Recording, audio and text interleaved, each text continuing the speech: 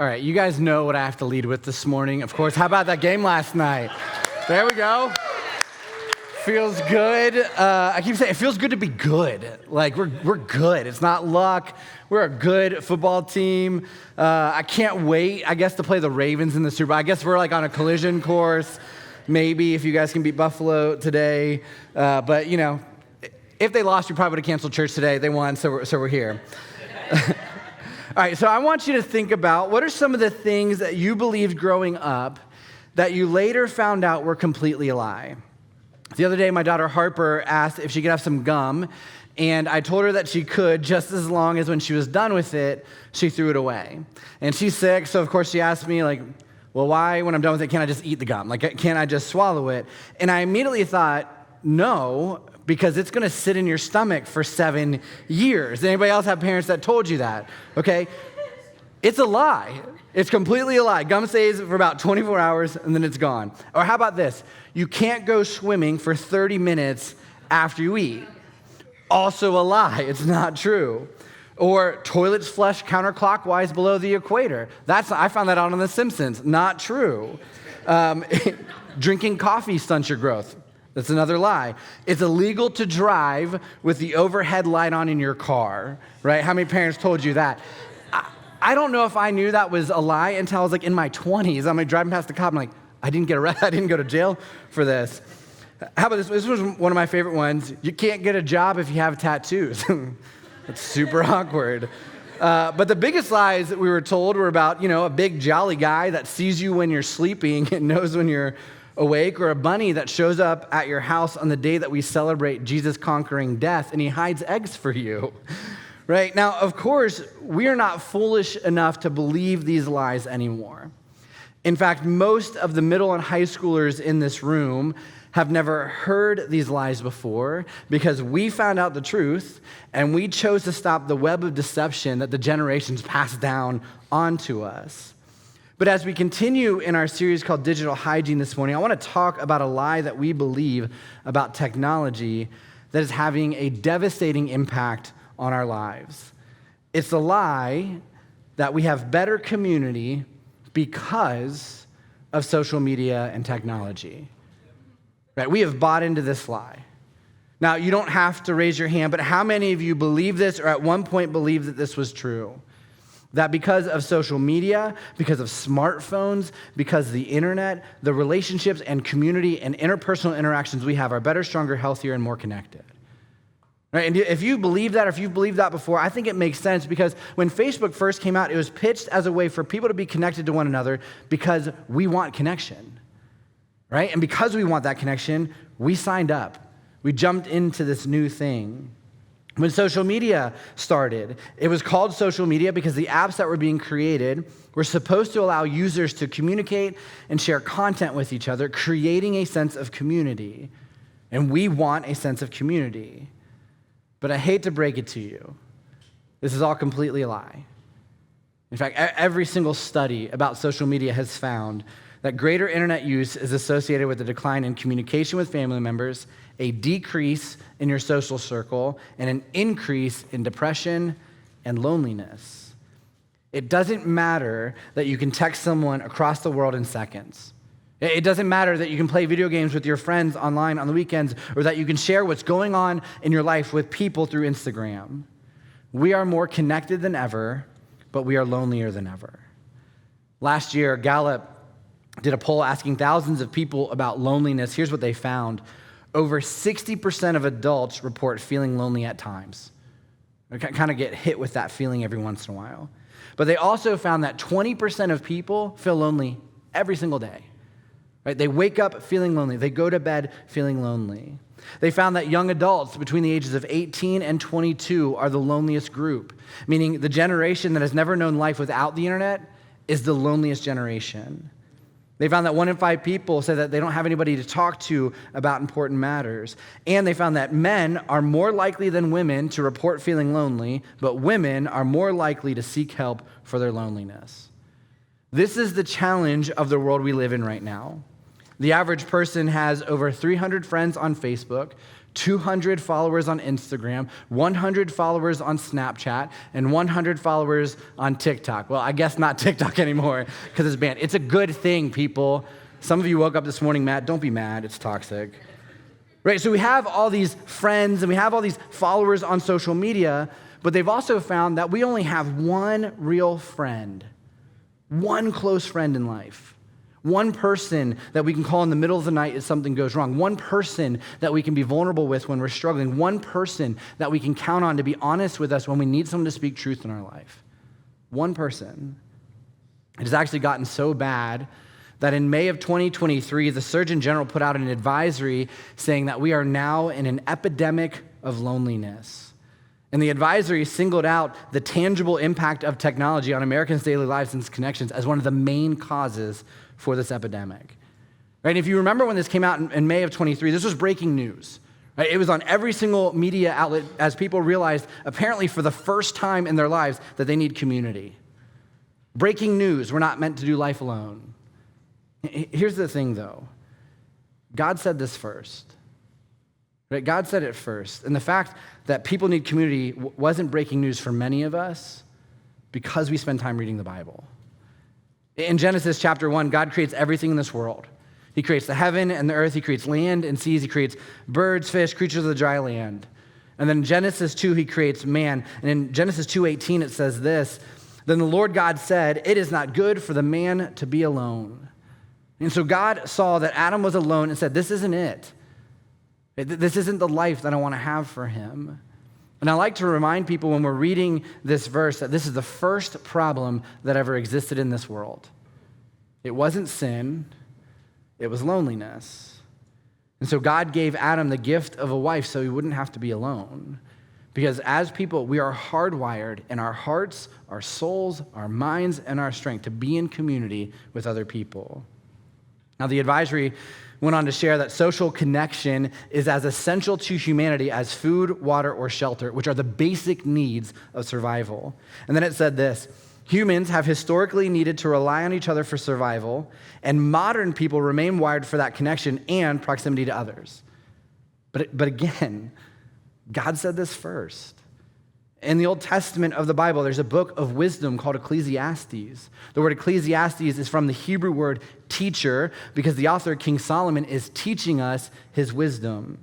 And during that time, Solomon was known as the wisest person on earth because God actually spoke to him and said, "Whatever you want, I'll give it to you." And Solomon chose wisdom, which I'll say is just such a baller move. Like, if God asked me for anything I wanted, it is the Commanders winning the Super Bowl this year. Like, I'll be an idiot. I'll take no wisdom and a Super Bowl. But Solomon asks for wisdom, and then he takes everything he's learned, he writes it down in this book. And the theme of Ecclesiastes is Solomon pointing out all the things that are meaningless that he has experienced and seen in his life. Ecclesiastes 1:2 actually starts like this. It says, "Everything is meaningless," says the teacher, "completely meaningless." And through the rest of the book, Solomon goes on to talk about these meaningless things like wealth and power and status and control, all of the things that he pursued that left him feeling empty. And he finishes this book by teaching us that everything he pursued that was not centered on God or rooted in God's truth was worthless, left him completely feeling empty. But the only thing that brought purpose to his life is his relationship with God. But one of the topics that he talks about as meaningless is trying to do life without community. Here's what he says in Ecclesiastes 4, starting in verse 7. He says, "I observed yet another example of something meaningless under the sun." And I just imagine this old dude saying "and another thing." Here's another thing that I saw. He says in verse 8, "This is the case of a man who is all alone, without a child or a brother, yet who works hard to gain as much wealth as he can. But then he asks himself, 'Who am I working for? Why am I giving up so much pleasure now?' It is also meaningless and depressing." And just to be clear, he's not talking about work. What he's talking about is not having someone to share the good things of life with. He continues in verse 9, he says, "Two people are better off than one, for they can help each other succeed. If one person falls, the other can reach out and help. But someone who falls alone is in real trouble. Likewise, two people lying close together can keep each other warm, but how can one keep warm alone?" When I was in college, a group of my friends thought it would be really fun to go camping. And weirdly enough, those friends are Chris, who is singing today, CT, who's one of our leaders here, and Curtis, who's our church planning resident, which is just like a weird coincidence of this story right now. But they asked me if I wanted to go camping, and I'm not a camping person. Right? Camping is not my vibe. My staff says I'm bougie. That's probably true, right? I like comfortable things. But I gave into peer pressure, and I went anyways, and when we got to our campsite, we set up our tent right along Lake Watauga in Tennessee. Started a huge fire, we grilled some food, we hung out for a bit, and around 2 a.m. we decided to get some sleep. As we got ready for bed, I looked around and realized that the other guys had brought sleeping bags, but I had only brought a twin comforter. Like I said, not a camping person, didn't know what to do. But I assumed because it was spring in Tennessee, it wouldn't get that cold at night and I would be okay. Well, a few hours later, I woke up because I was freezing. The fire had died down, and because we were right off of a lake, we kept getting this constant, just cool breeze battering our tent. It was legitimately the coldest at that time I'd ever been in my life. And I remember laying there shivering, thinking, this is how I die. I'm gonna freeze to death. My friends are gonna wake up next to my frozen dead corpse. Thanks for taking me camping. At the same time, I was obsessed with this show called Man vs. Wild by Bear Grylls. And I'd recently watched an episode when he was in Antarctica and he was battling hypothermia. And he said the best thing to do when you're in cold temperatures is to snuggle up with someone. So there I was. I am cold to the point of pain. I can't sleep. And Bear Grylls is telling me that body heat is the best way to stop from getting hypothermia. And so I began to debate in my head whether or not I was going to spoon my best friends on this trip or die. I chose death. I was like, we're not doing this. I scooted further away, and we never talked about it for years. It's going to get real weird when you hear Chris singing later. I promise you I didn't spoon him. But Solomon asked the question, how can one keep warm alone? And then he finishes up this passage about needing community, and he says this in verse 12. He says, a person standing alone can be attacked and defeated, but two can stand back to back and conquer. Three are even better, for a triple braided cord is not easily broken. Solomon would also go on to write this Proverbs 18:24 says, there are friends who destroy each other, but a real friend sticks closer than a brother. And so here is Solomon writing 3,000 years ago, I guess, what we're just now figuring out. We need people. We need community. We need friends. That trying to live life alone is meaningless. Now, one more thing from the advisory from the Surgeon General. It went on to list 6 things that people need in order to find this community. And the first thing on the list was the type of communities that people need to be a part of. And guess what they suggested? Church. But again, God said this first. Hebrews 10:25 says, and let us not neglect our meeting together as some people do, but encourage one another, especially now that the day of his return is drawing near. When COVID first hit and shut down churches and pastors started having these conversations about how COVID was going to impact the church moving forward. What is the future of the church in light of this pandemic? And the majority of these conversations were centered around how online church was the future. And this was coming from some of the most well-known pastors in America. They lead these mega churches. They write bestsellers. They speak at conferences. You see them on Instagram. And in these conversations, they were encouraging churches to start pivoting to become online churches with in-person experiences. Meaning they were telling us that we need to put online first and put meeting together second. And I remember being on these Zoom calls and just hating this so much because online church isn't church. It isn't. Online church is a great way to stay connected when you're out of town or when you're sick. It's a great way to not miss a week when you're afraid of snow, like so many people are right now. Just wait until the 11:30 when we're online. I'm bashing everybody who's staying at home for the rain right now. Thank you for being here, by the way, and not being afraid of whatever's happening outside. Side note, just as part of Collective, we don't cancel for snow, so you don't ever have to ask, just assume that we're doing this. We will always be here. In 2018, when we were meeting at West Frederick Middle School, there was a Sunday when it was like today, it was supposed to serve in the middle of service, but we chose not to cancel our services. And by the time our second service had started, there were 4 inches of snow on the ground, but people still showed up. They still came to church that morning. But the coolest thing was that it included 3 guys from the Frederick Rescue Mission who walked through the snow to Collective that day because they were getting baptized. And so we default to, if people are willing to show up when whatever is going on outside, it just shows how badly they need to be here. And we need that just as much.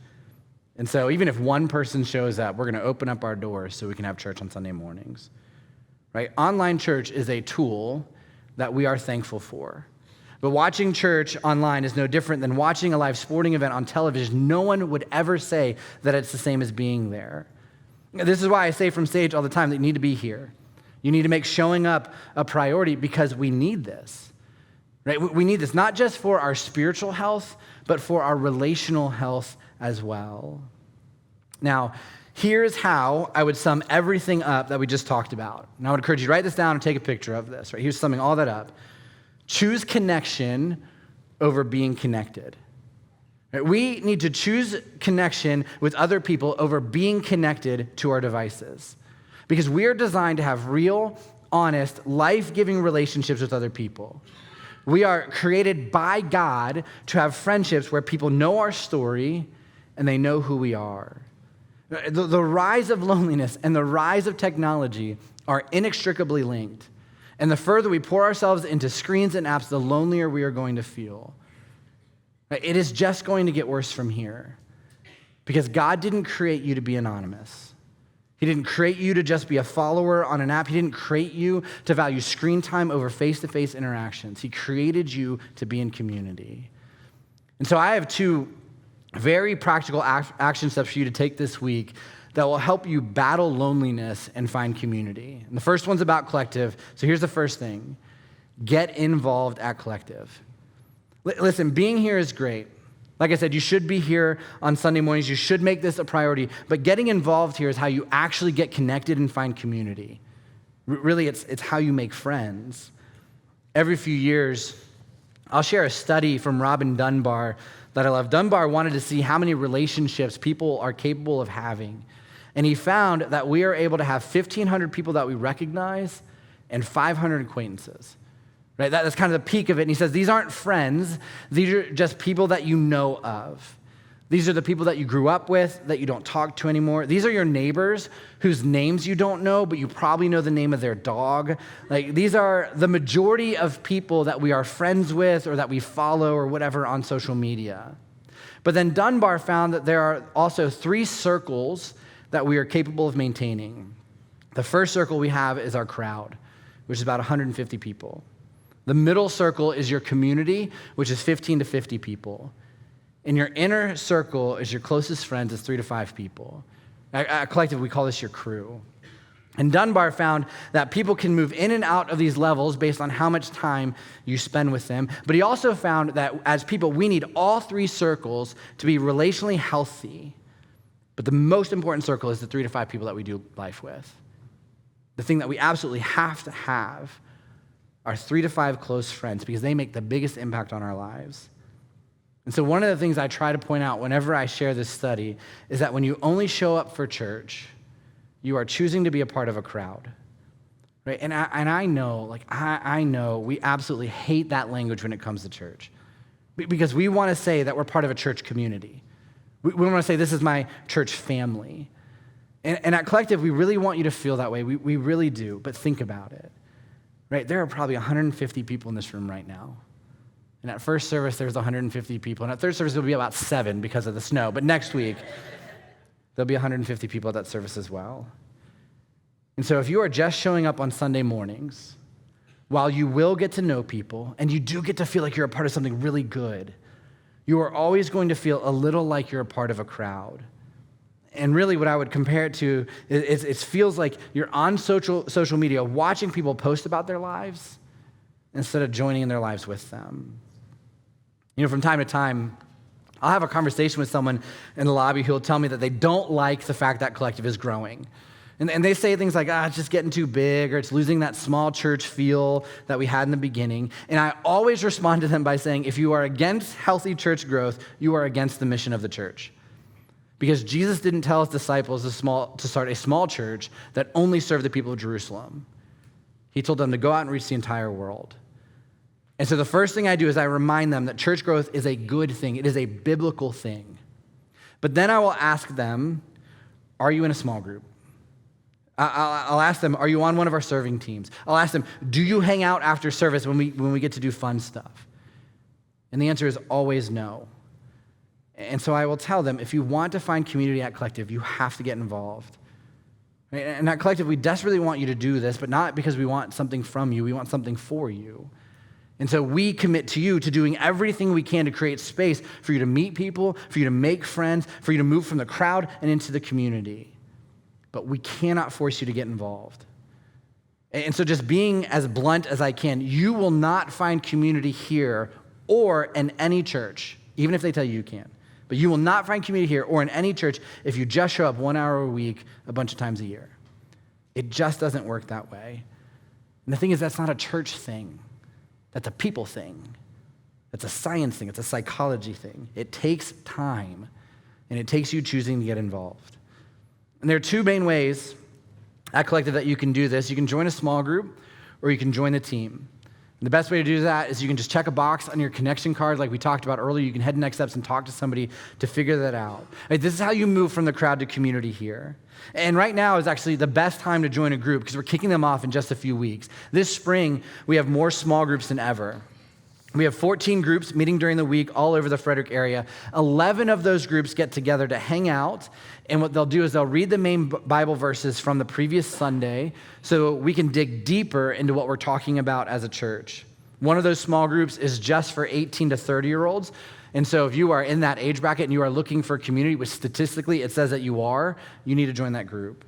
We have a small group that's just for young families. If you have toddlers, this is the group you need to be in because it feels really good to be around other people who knows what it's like when your kid is throwing a tantrum because they don't want to wear pants in the morning, right? And this isn't the only kid-friendly group we have. We have a bunch of kid-friendly groups, but this group was started by a young family who wanted to hang out with other young families as they figure out this parenting and faith thing.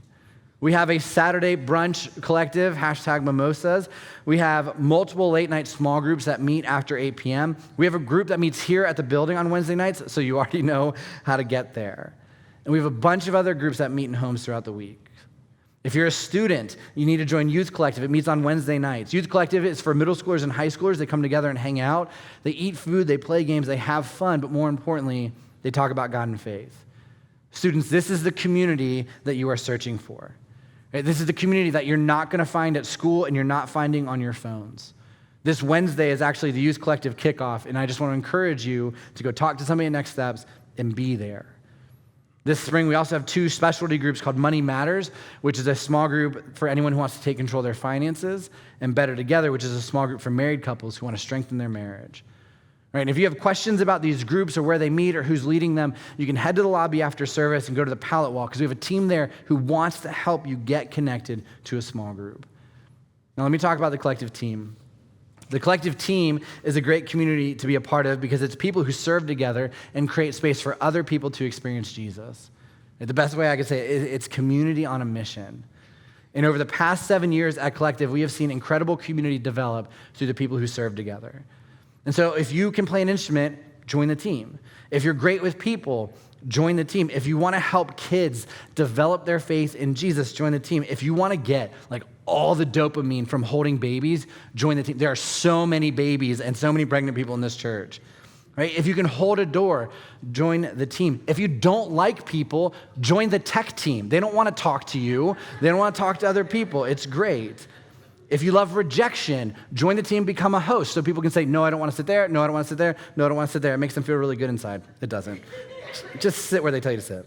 If you have medical or military or law enforcement background, we have a safety team. If you want to serve people who serve, if you want to serve during the week, we have opportunities for that. But more importantly, if you want to find community at Collective, get involved and join the team. Right? Find a small group, find community here. Those are the best 2 ways for you to start building community at this church. But I'm actually going to give you one more tangible thing that you can do this week that's outside of collective. I want you to put down your phone and share a meal with someone. Put down your phone and share a meal with someone. And I know I could have changed this and said, put down your phone and just spend time with someone. But there is something really powerful about sharing a meal. And so what I'm saying is if you are married, have device-free dinners multiple times this week with your spouse. If you've got kids, have device-free dinners multiple times this week with your kids. If you're single, invite some friends over and have a device-free dinner with them. The American College of Pediatricians has been studying the impact of eating meals together since 1940. And over the past 3 decades, they found that family time at the dinner table has declined by more than 30%. And now most families have less than 4 meals a week together, breakfast, lunch, or dinner. And guess what the decline is linked to? Technology. Here's what they found. The experience at the meal table has declined with the increase in distractions such as television watching, text messaging, phone conversations, and social media. And here are the benefits, just some of them, of sharing a meal together. Children who have frequent family dinners are more likely to obtain better grades in school, and they are less likely to demonstrate physical aggression and oppositional behavior as they get older. And they are more likely to report having excellent relationships with their family, being 1.5 times more likely to have an excellent relationship with their mother, but twice as likely to have an excellent relationship with their father and twice as likely to have an excellent relationship with their siblings. Toddlers who have frequent family dinners demonstrate less fussy eating behaviors. Teens who share meals with their family regularly have a much lower likelihood of disordered eating and have a more positive body image. They're also less likely to engage in sexual activity and abuse drugs or alcohol. They're less likely to engage in problem behaviors such as physical violence, property destruction, stealing, and running away from home. They experience less depression, and they're less likely to report a suicide attempt. But it's not just for kids. They also found that mothers and fathers benefit from this as well because they're less likely to describe depressive symptoms, they have a lower stress index, and they have a greater self-esteem. And then for everybody who shares meals with other people, they have found that it strengthens relationships, it improves mental health, and helps people feel more joy and satisfaction with their life. So put down your phone and share a meal with someone. Now, if you are like me, this is easier said than done. We have a rule, no screens at the table, that my wife follows and I do not. Like, I just struggle with this really hard. My kids all the time are like, there's no screens. I'm like, I'm not looking at it, but it's really just sitting right next to me. And so here's what we're going to do to help you with this. We actually made these bags, and they say connection over connected. And they are big enough to hold all of your phones. Got multiple kids, you can put your phones in this bag. We're doing this for me, but you can benefit from this as well. And here's what we want you to do. As you leave today at the double doors, we want you to grab one per household. And this week, we want you to have multiple meals where you shove your phones in this bag and feel all the discomfort of that so you can have a screen-free meal. And you will start to see the benefits in your life. Right? And the hope is you do this for a few days, you build a habit, and you realize you no longer need your phone. My guess is I'm going to be using this for the next few months because I can't let it go. But we have to have device-free meals with other people. Right? And maybe you don't want to do dinner, sure, that's fine, but do it when you spend time before bed. Do it when you're watching a movie together. Invite your friends over to hang out. Make them put the phones in the bag and say, hey, we're actually going to talk to each other and see how this goes. Choose connection over being connected. In 2023, an Australian sailor by the name of Timothy Shattuck made headlines when he was rescued after nearly 3 months at sea. In April, Shattuck had set sail from Mexico with the intention of crossing the Pacific Ocean and getting to French Polynesia. But a few weeks into his journey, a storm came through and knocked out his electronics and his ability to cook, leaving Shattuck to survive on a diet of raw fish while just drifting through the ocean. For the next few months, storms battered his ship, almost capsizing him multiple times before he was rescued by a fishing boat while he was out at sea. After Timothy was rescued, authorities found out that he actually had an SOS button on his boat that worked, that he could have pushed at any time. But he chose not to use it because he wasn't sure his circumstances were dire enough. When he was asked why he didn't ask for help, Shattuck said, well, first, it might have been my pride. And then he went on to say that while he was struggling and thought at multiple times he could die, he wasn't underwater yet. And so he chose not to push the button. I said earlier that 60% of people struggle with loneliness. It's It's more than half of this room. I think more importantly, it's one half of every single couple. That is a majority. And so if that is you, what we want you to know first is please know that you're not alone. But more importantly, what we want you to know that you can ask for help. Do not let your pride get in the way. Don't believe that your situation and your loneliness isn't dire enough when you feel like you're drowning right now, when you feel lost, when you feel like you're just in another storm. Do not wait until your loneliness reaches a point that you can't come back from. I would say that if you feel that way, it is dire. And so it's time to push the button and ask for help. It's time to push the button and find community. Stop drifting through life alone, waiting for something worse to happen to you.